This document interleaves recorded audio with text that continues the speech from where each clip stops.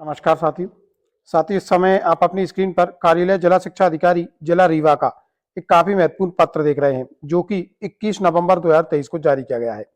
पत्र जिले के समस्त संकुल प्राचार्यों के लिए शिक्षकों की उच्च पद प्रभार प्रक्रिया को लेकर जारी हुआ है।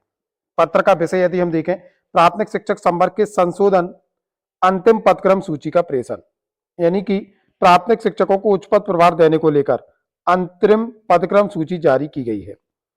उक्त संदर्भित पत्र द्वारा विभिन्न संवर्गों की वरिष्ठता सूची में त्रुटि होने के कारण कतिपय लोक सेवकों के नाम उच्च पद प्रभार से छूट गए थे, जिस कारण से न्यायालयीन प्रकरण उद्भूत हो रहे हैं। न्यायालयीन प्रकरणों के निराकरण की दृष्टि से विभिन्न संवर्गों की वरिष्ठता सूची में संशोधन की कार्रवाई किए जाने के निर्देश प्रदान किए गए हैं। उक्त निर्देशों के पालन में जिला अंतर्गत कार्यरत प्राथमिक शिक्षक संवर्ग की संशोधित अनंतिम वरिष्ठतम सूची संलग्न कर आपकी ओर प्रेषित की जा रही है। संशोधित अंतिम अनंतिम वरिष्ठता सूची का अवलोकन स्वयं एवं संबंधित लोक सेवक को कराते हुए किसी प्रकार की त्रुटि होने की स्थिति में संबंधित लोक सेवक से दावा आपत्ति प्रमाणित अभिलेखों के साथ प्राप्त करते हुए निम्नानुसार वरिष्ठता सूची में संशोधन किए जाने हेतु प्रस्ताव इस कार्यालय की ओर उपलब्ध कराना सुनिश्चित करें। तो ये अनंतिम वरिष्ठता सूची प्राथमिक शिक्षकों की जारी हुई है, और इसमें यदि कोई त्रुटि है तो संबंधित लोक सेवक अपने दावा आपत्ति दर्ज करा सकेंगे। उसके लिए भी बिंदु स्पष्ट किए गए हैं। वरिष्ठता सूची अनुसार प्राथमिक शिक्षकों को सूची में अंकित समस्त कॉलमों का अवलोकन करावें। किसी भी कॉलम में त्रुटि परिलक्षित होने की स्थिति में संबंधितों से दावा आपत्ति प्रमाणित अभिलेखों के आधार पर प्राप्त करें। वरिष्ठता सूची में जिन प्राथमिक शिक्षकों के नाम सम्मिलित नहीं है, उनके नाम सम्मिलित किए जाने हेतु प्रस्ताव वरिष्ठता सूची के निर्धारित प्रपत्र में प्रमाणित अभिलेखों के साथ उपलब्ध कराना सुनिश्चित करें।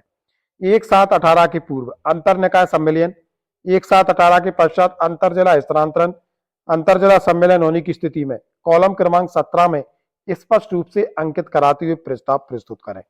वरिष्ठता सूची में अंकित जिस प्राथमिक शिक्षक का उच्च पद प्रभार संबंधी आदेश जारी हो चुका है, उसके सम्मुख रिमार्क कॉलम में उच्च पद प्रभार एवं विषय अंकित करें।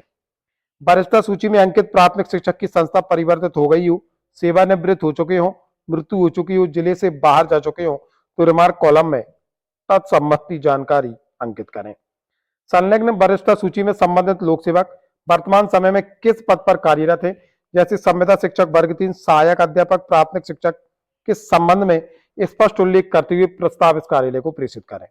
प्राथमिक शिक्षक की संलग्न वरिष्ठता सूची जैसे गुरुजी जो वर्तमान समय में संविदा शिक्षक वर्ग 3, सहायक अध्यापक प्राथमिक शिक्षक के पद पर कार्यरत हो, उनकी नियुक्ति दिनांक संविदा शिक्षक वर्ग 3 में नियुक्ति दिनांक अंकित किया जावे एवं संबंधितों को संविदा शिक्षक वर्ग 3 में नियुक्ति दिनांक से वरिष्ठता अंकित की जावे। प्राथमिक शिक्षक की संलग्न वरिष्ठता सूची में वर्तमान समय में विभागीय जांच, लोकायुक्त प्रकरण, आपराधिक प्रकरण, निलंबन, अन्य जांच, न्यायालयीन प्रकरण दंड के प्रभाव में हो तो कॉलम नंबर 18 में स्पष्ट रूप से उल्लेख करें। प्राथमिक शिक्षकों से प्राप्त दावा आपत्ति के परीक्षण उपरांत संशोधित एवं नाम सम्मिलित किए जाने हेतु प्रस्ताव वरिष्ठता सूची के निर्धारित प्रपत्र में ही उपलब्ध कराया जावे। इसके पूर्व यह देखने में आया है कि लोक सेवकों द्वारा प्रस्तुत दावा आपत्ति पर आपके द्वारा मात्र मूलतः अग्रेसित लेख कर इस कार्यालय को प्रेषित किए जाते हैं। प्रक्रिया उचित नहीं है। संकुल अंतर्गत प्राप्त होने वाले दावा आपत्तियों का परीक्षण सेवा अभिलेखों से करते हुए सूचीबद्ध प्रस्ताव अपने स्पष्ट अभिमत के साथ ही प्रस्तुत करें। अतः उक्त संदर्भित पत्र द्वारा दिए गए निर्देश के पालन में उपरोक्त अनुसार समस्त संशोधन नाम सम्मिलित होने संबंधी प्रस्ताव प्रभारी लिपक के हस्ते ही दिनांक 25/11/23 के पूर्व अनिवार्य रूप से उपलब्ध कराना सुनिश्चित करें। निर्धारित दिनांक के उपरांत प्रस्ताव स्वीकार नहीं किए जाएंगे। निर्धारित दिनांक तक त्रुटि सुधार नाम सम्मिलित होने संबंधी प्रस्ताव न होने की स्थिति में यदि कोई पात्र लोक सेवक उच्च पद प्रभार से वंचित रहता है तो इसका संपूर्ण उत्तरदायित्व आपका स्वयं का होगा। प्राथमिक शिक्षक पद की संशोधित अनंतिम वरिष्ठता सूची पत्र के साथ में संलग्न की हुई है। कुल 146 पेज है। इसमें यदि हम देखें तो जिले में कार्यरत समस्त शिक्षकों की अनंतिम वरिष्ठता सूची जारी की गई है। अब देखते हैं आने वाले समय में डीपीआई शिक्षकों के उच्च पद प्रभार को लेकर क्या निर्देश जारी करता है।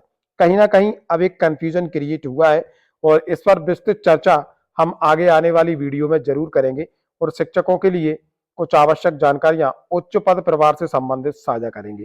साथ ही ये था आज का महत्वपूर्ण अपडेट। मिलेंगे जल्दी नए अपडेट एवं नए टॉपिक के साथ। तब तक के लिए जय हिंद, जय भारत मित्रों।